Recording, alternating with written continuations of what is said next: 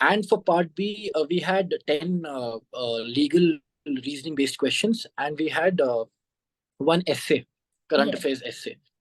So the 10 questions, so I was not really knowing what kind of answers would they expect, what kind of questions would come. Again, NLS, they came out with the sample paper. There was just one question and one answer, so it was not really helpful. So I, like that time, there was no test series, to be honest. So Right. there was one institute, they came out with a test series. I bought that. Uh, yeah, and I practiced like 5 tests. So out of those like 5 tests, I think I wrote 50 questions before the real exam. And though the evaluation was not that great, I would say, but still, like while writing those tests, I understood how fast I write. uh, is my handwriting legible?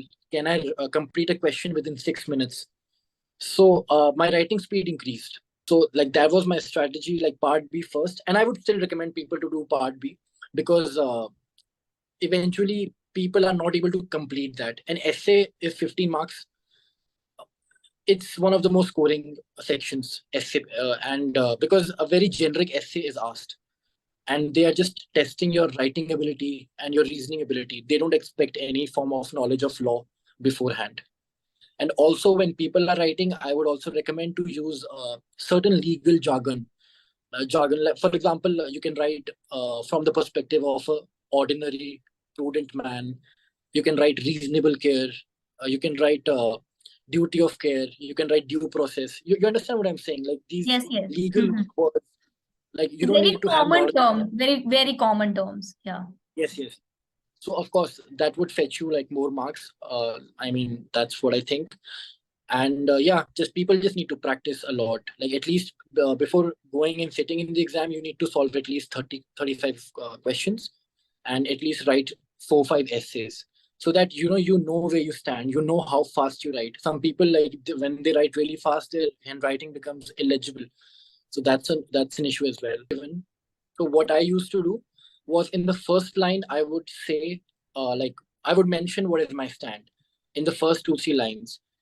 And then in the next paragraph, I would at least give, like, if my stand is for, I Mhm. would give 3 arguments for, and I would give like 1 or 2 arguments against also. Like in total, I for every answer, I used to give like 4 to 5 arguments approximately, and more arguments in my support. Like if I'm saying something for, like I'm not able to think of a situation right now. So if I'm saying for, I'll give 3 arguments for that, and one argument would be opposite to that. So Okay. that like maybe the teacher knows that okay, I have thought about the issue thoroughly, and eventually I would reiterate what I said in the first line. So like this was a simple strategy, and like there is no time to think a lot. That time you can't think, you just have to write.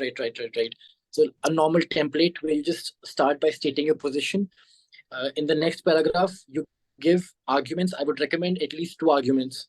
If you're saying, like, you have to support your point, you can't just say okay, this has to happen. Why?